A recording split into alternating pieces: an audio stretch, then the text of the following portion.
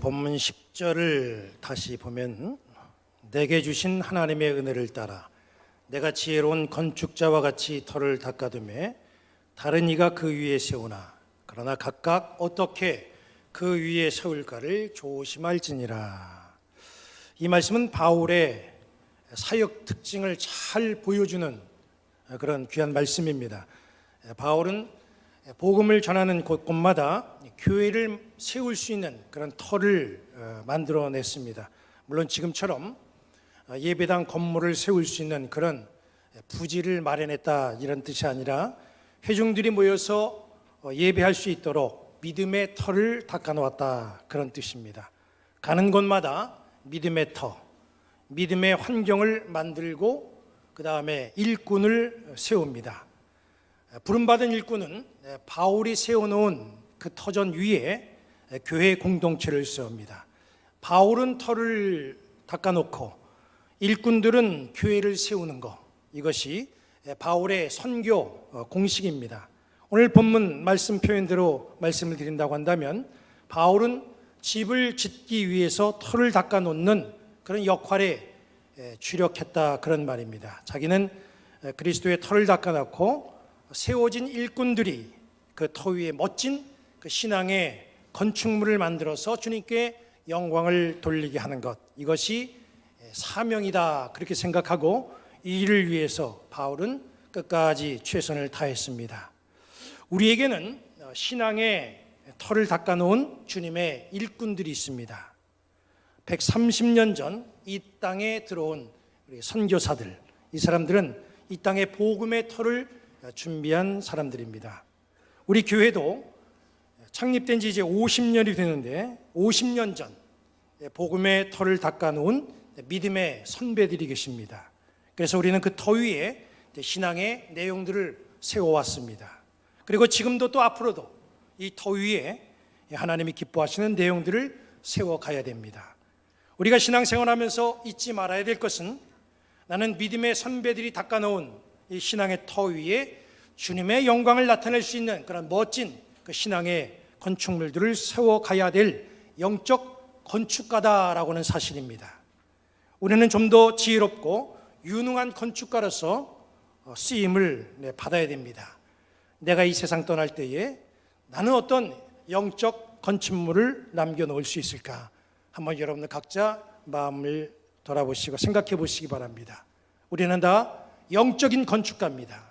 일생을 살면서 영적 건축물을 만들어야 됩니다.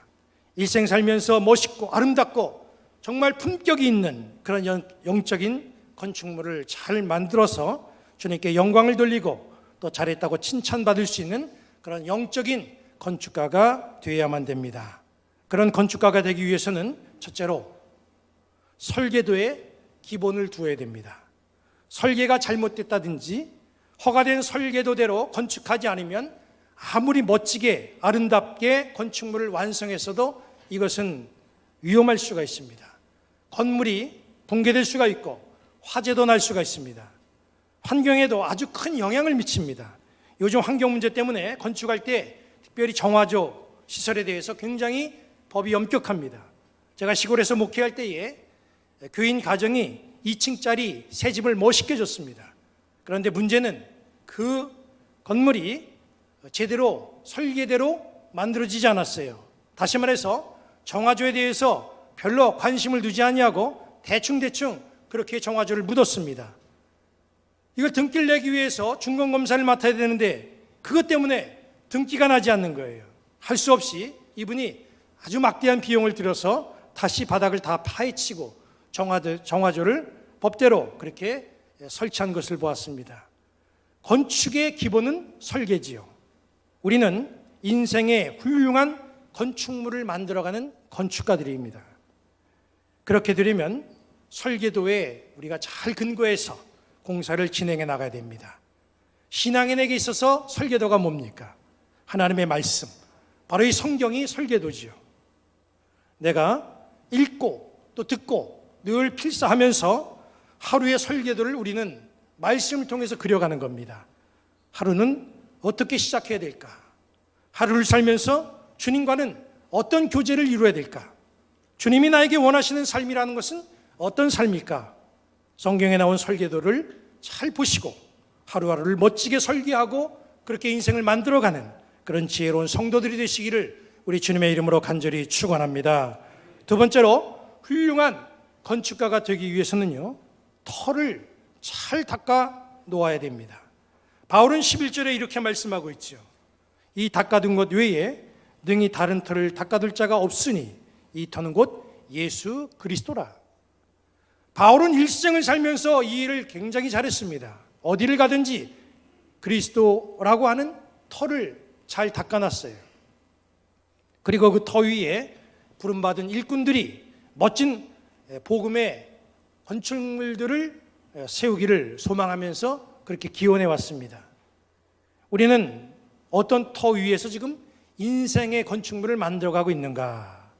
한번 우리의 모습을 돌아보기 바랍니다. 내 인생의 터가 무엇입니까? 물질이 내 인생의 터입니까? 아니면 세상의 권력이 내 터입니까? 아니면 인맥입니까? 아니면 우리가 신앙인답게 예수 그리스도가 내 인생의 터입니까? 내 자신이 어디에 기초를 두고 어디에 터를 세웠는가, 이것을 알고 싶으면 내가 필요할 때에 어디로 달려가는지 그걸 보면 잘 알 수가 있습니다. 필요할 때 예수님에게로 달려가는 지혜로운 성도들 되시기를 바랍니다. 우리 신앙인들에게는 예수님이 기초가 되어야 되고 예수님이 우리의 터가 되어야 됩니다. 훌륭한 건축가가 되기 위해서는 세 번째, 좋은 건축 자재를 사용을 할 줄 알아야 돼요. 여기 본문 12절을 봅니다. 만일 누구든지 금이나 은이나 보석이나 나무나 지피나 풀이나 지표로 이 터 위에 세우면, 이런 말이 나오죠. 건축을 위해서 다양한 자재가 쓰여집니다. 그런데 본문은 금, 은, 보석 이런 자재도 이야기하고 집, 풀, 그리고 나무 이런 자재도 이야기합니다. 금이나 은이나 보석을 이 성경은 가치 있는 자재로 이야기하고 있고, 그리고 나무나 짚이나 풀은 좀 부실한 그런 건축 자재로 분류를 해놨어요. 왜 금이나 은이나 보석이 가치 있는 자재로 여길까? 그 이유는 바로 이것은 견고하다고 하는 것, 그리고 변하지 않는다고 하는데 그 장점이 있기 때문에 그렇습니다. 불량한 자재를 사용해서 교회 지붕을 했다가 아주 제가 낭패를 본 일이 있습니다. 제가 목회하던 교회에 지붕이 기와로 덮여져 있는데 하도 오래되니까 비가 오면 빗물이 교회 내부로 스며들어오는 거예요. 그래서 교회 지붕을 교체하자 이렇게 회의를 하고 이제 교회 지붕을 칼라 강판으로 교체하기로 하고 이제 견적을 받아서 공사를 진행하려고 하는데, 어떤 업체가 견적서를 냈는데 정말 이거는 다른 업체가 따라올 수 없을 정도로, 비교가 안 될 정도로 아주 저렴한 그런 비용으로 견적을 냈어요. 그래서 이게 웬일인가, 그리고 그 업체에다가 공사를 맡겼습니다. 공사가 아주 순조롭게 잘 진행되고 잘 마쳤어요. 그리고 1년쯤 지났습니다. 강풍이 불어닥치는데 지붕이 통째로 날아갔습니다. 교회 지붕이 날아가는 것도 속상한데 더 슬픈 이유는 지나가던 마을 사람이 교회 지붕 날아간 걸 이렇게 보면서 하는 말씀이, 아마 목사님의 기도가 부족하신가 봐, 이렇게 말씀하시는 거예요. 벗겨진 지붕을 보니까 강목을 대충 대고 그냥 칼라 강판에 못을 대충 박은 거예요. 그러니까 알고 봤더니 그 칼라 강판도 중국산이에요. 그것도 중국산이 있더라고요. 그런데 교인들이 제가 이상할 정도로 마음이 참 좋습니다. 당연히 이렇게 되면 업자에게 배상을 요구하든지 다시 재공사하라 그렇게 요구해야 되는데, 그분들이 하는 말이 아이고 지나간 일인데 뭐 어떻게 합니까? 이러고 마는 거예요. 그래서 할 수 없이 다른 업자 불러다가 이번에는 아주 골조를 철제 빔으로 하고, 그리고 지붕을 샌드위치 판넬로 해서 아주 용접을 해가면서 그렇게 공사를 했어요. 지금도 그 교회를 이렇게 지나갈 때마다 그 교회 지붕 날아갔나 안 날아갔나 이 지붕을 자연히 쳐다보게 됩니다. 근데 다행히 아직까지 멀쩡합니다. 인생에 좋은 건축물을 만들려면 당연히 좋은 자재를 써야 되죠. 하나님의 말씀인 것 같아서 그것을 인생의 자재로 쓰려고 하는데 사실은 보면 말씀이 아닌 게 있어요. 영적인 능력으로 뭔가 나타나는 것 같은데 그것이 최면술인 것도 있습니다. 주님의 음성인 것 같은데 그것이 마귀의 음성일 수도 있어요. 비슷하고 가짜인 것들이 참 많습니다. 괜찮은 자재 같은데 불량한 자재가 있죠. 인생을 건축하는 데 있어서 영적으로 우리가 잘못된 자재를 사용하면 그 결과는 실패할 수밖에 없습니다. 우리는 모두가 다 인생의 건축가들이에요. 특별히 영적 건축가로서 우리가 이 세상을 살아가면서 내가 세워가고 있는 건축물을 잘 돌아봐야 됩니다. 지금까지 내가 만들어오는 인생의 건축물은 정말 문제가 없는 것인가? 나는 지금 제대로 된 인생의 건축물을 만들어가고 있는가? 이 문제를 우리가 생각해 봐야 된다는 거예요. 우리가 만들어가고 있는 영적 건축물은 반드시 검증, 심판대에 올려질 날이 옵니다. 여기 본문 13절부터 15절을 봅니다. 각 사람의 공적이 나타날 터인데 그날의 공적을 밝히리니 이는 불로 나타내고 그 불이 각 사람의 공적이 어떠한 것을 시험할 것임이라. 만일 누구든지 그 위에 세운 공적이 그대로 있으면 상을 받고 누구든지 그 공적이 불타면 해를 받으리니 그러나 자신은 구원을 받되 불 가운데서 받은 것 같으리라. 13절 말씀을 다시 읽어드리면 그 불이 각 사람의 공적이 어떠한 것을 시험할 것임이라. 무슨 뜻입니까? 건축물을 태워본다는 거예요. 거기에 불길을 대본다는 거예요. 12절 말씀 보니까 금이나 은이나 보석으로 자재를 삼은 건축물이 있습니다. 또 나무나 풀이나 짚을 건축 자재로 삼은 건축물이 있습니다. 건축물에 불을 붙여가면 결과가 나타난다는 거예요. 불에 타버리는 건축물과 불에 타지 않는 그런 보존되는 건축물이 확연히 구분이 된다는 거예요. 어떤 자재로 만들어진 건축물이 견뎌내고 어떤 자재로 만들어진 건축물이 불에 타서 사라져버립니까? 금이나 은이나 보석은 불길에도 견뎌낼 수 있습니다. 그러나 나무나 풀이나 짚은 그냥 타버리는 거예요. 아무리 화려하게 멋있게 빛나게 일생 동안 정성을 들여서 내가 만들었다고 할지라도 그 자재가 나무, 짚, 풀이라고 한다면 마지막 그날에 다 불타 재로 사라져버리게 됩니다. 우리가 이 세상 떠날 때에 만들어 놓은 인생의 건축물을 우리는 반드시 주님 앞에서 불로 검증받는 날이 온다는 사실 기억하시기 바랍니다. 주님은 불로써 내 건축물을 태워봅니다.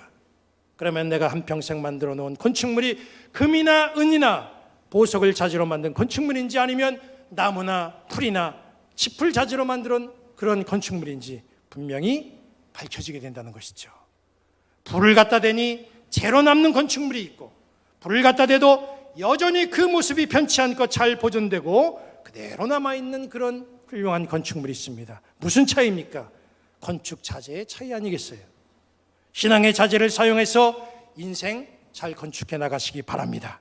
그래서 마지막 그때에 주님이 시험하시려고 우리에게 불을 뿜으셨을 때에 타지 않고 능히 견뎌내고 잘 보존되는 그런 소중한 인생들이 되시기를 바랍니다. 우리는 인생의 건축가라서 올해도 인생을 건축하기 위해 노력을 합니다. 이 시간 나의 인생의 건축물을 생각해 보시기 바랍니다. 설계에는 문제가 없습니까? 건축하는 터 안전합니까? 건축에 사용되는 자재가 좋은 자재입니까? 점검해 보시기 바랍니다. 인생의 건축물을 설계부터 완공까지 정석대로 잘 진행해 나가시기 바랍니다. 그래서 주님이 불러서 나를 검증하실 그때에 해를 입지 않는 멋진 인생의 건축물을 남기시는 훌륭한 그런 신앙의 건축가들 되시기를 우리 주님의 이름으로 간절히 축원합니다.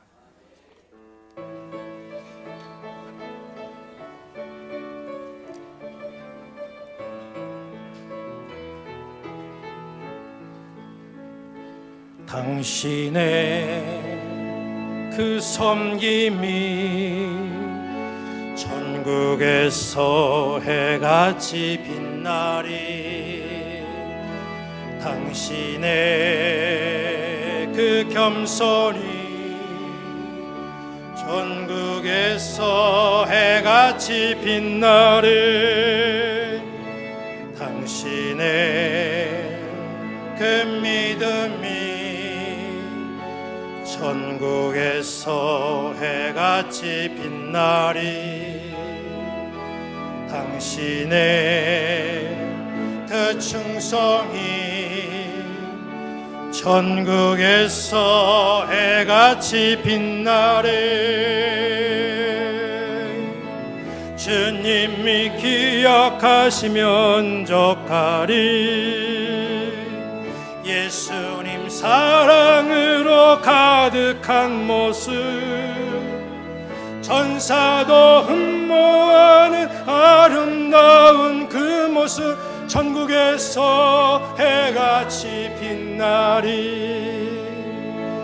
당신의 그 순종이 천국에서 해같이 빛나리. 당신의 그 사랑이 천국에서 해같이 빛나리. 당신의 그 찬송이 천국에서 해같이 빛나리. 당신의 그 헌신이 천국에서 해같이 빛나래. 주님이 기억하시면 족하리. 불타는 사명으로 가득한 모습, 천사도 흠모하는 아름다운 그 모습, 천국에서 해같이 빛나리.